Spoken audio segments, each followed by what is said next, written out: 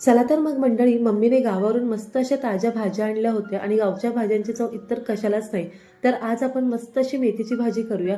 तर मेथी ना स्वच्छ अशी धुवून घ्यायची, सगळं पाणी त्याच्यामधलं निथळून घेतलं आहे. त्यासाठी मी लसूण, मिरची आणि इथे मुगाची डाळ आहे ना, अगदी एक 10 मिनिटं पाण्यात भिजत ठेवली होती. शेंगदाण्याचं कूट लागणार आहे आणि आपल्याला मीठ लागणार आहे.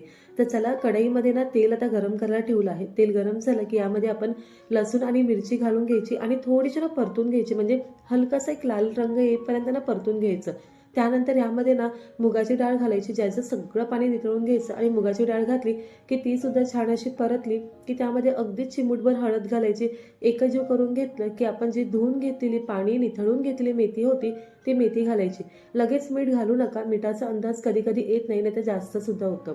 सर्व छान एकजीव करून झालं की मग यामध्ये मीठ घालायचं, शेंगदाण्याचं कूट घालायचं आणि झाकण ठेवून मंद आचेवर मेथी छान शिजवून घ्यायची. साधारण 8 ते 10 मिनिटांमध्ये भाजी अगदी तयार होते. अगदी थोडीशी ओलसर ठेवायची, म्हणजे भाकरीसोबत खायला छान लागते.